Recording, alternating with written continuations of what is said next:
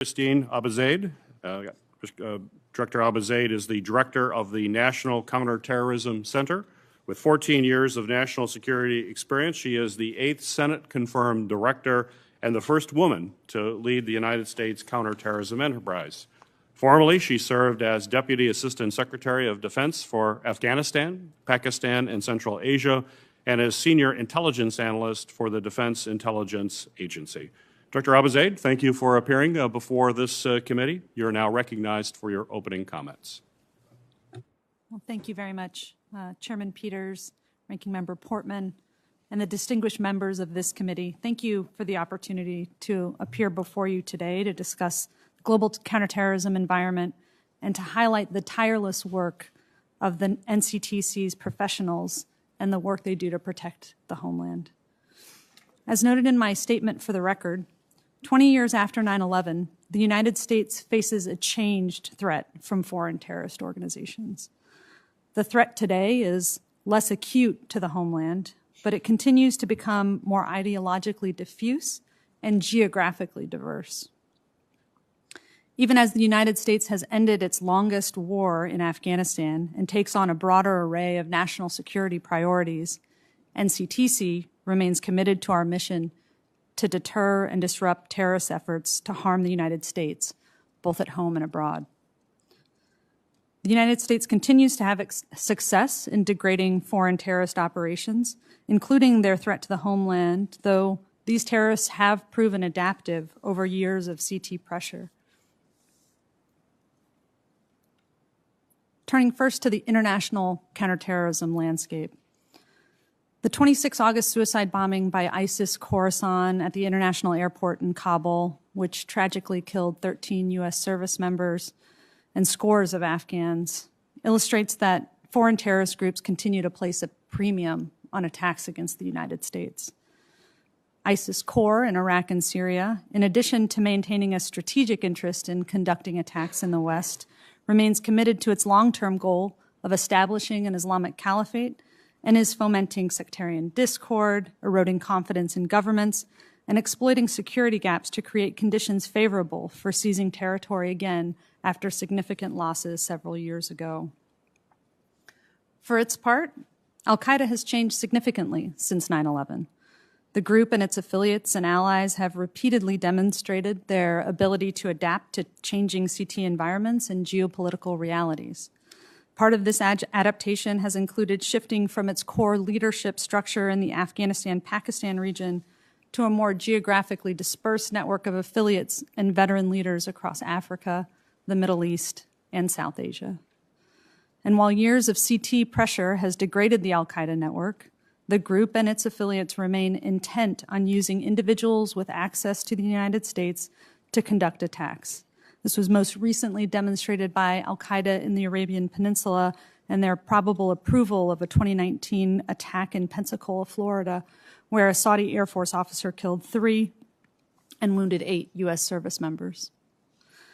Now, here in the United States, the primary threat in the homeland comes from individuals inspired to violence, either by foreign terrorist groups or other domestic grievances and ideologies. U.S.-based homegrown violent extremists, HVEs, who are largely inspired by Al-Qaeda or ISIS, will likely continue to attempt attacks because their personal and ideological grievances, their attraction to foreign terrorist messaging, and their access to weapons and targets.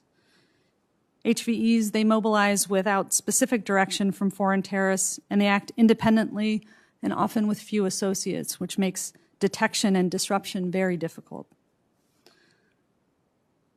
Separately, one of the other most pressing threats to the homeland comes from domestic violent extremists, DVEs, and in particular, racially or ethnically motivated violent extremists and militia violent extremists, who often mobilize to violence independent from direction of a formal or centralized organization. Since 2015, the threat from these individuals has increased, and since 2018, we saw DVEs pose the most lethal terrorist threat inside the homeland. We assess that DVEs will continue to pose a heightened threat for years to come, in part because many of the factors that underpin their motivations are likely to endure: social polarization, negative perceptions about immigration, conspiracy theories promoting violence, distrust of government institutions, and biases against minority groups will likely drive some DVEs to conduct attacks this year. We also remain vigilant against Iran and its agents and proxies, principally Lebanese Hezbollah, and their intent in retaliating in the United States for the January 2020 killing of former IRGC Quds Force Commander Qasem Soleimani. The threat from Iran also faces us overseas, and particularly in Iraq, where Iraqi Shia militant groups pose the most immediate threat to U.S. interests.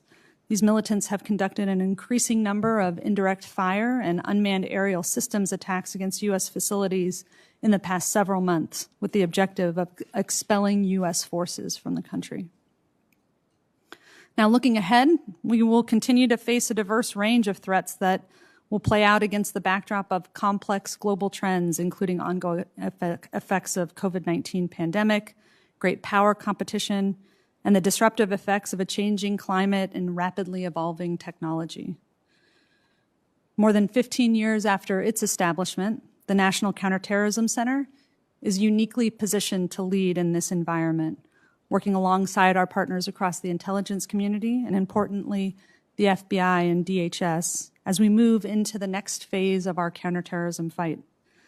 We will continue to discover, analyze, and warn about ongoing and future threats as part of a broader set of foreign policy challenges that the United States will face in the 21st century. And we will continue to find innovative ways to synthesize, manage, and exploit our unique access to terrorism data from across a spectrum of sources to identify threats that might otherwise go unnoticed. We mark the 20th anniversary of 9/11, recognizing the remarkable CT successes of the last 2 decades, and with gratitude, deep gratitude, to the military, law enforcement, diplomatic, and intelligence professionals who made these successes possible. Working together, we have succeeded in preventing another major 9/11-style attack in the homeland. But we must not be complacent. NCTC and the larger intelligence community and homeland security infrastructure must continue to collaborate and maintain the ability to innovate in an era of rapid technological change and stay ahead of the next evolution of the terrorist threat. Thank you again for the opportunity to be here today. I look forward to your questions. Thank you. Thank you.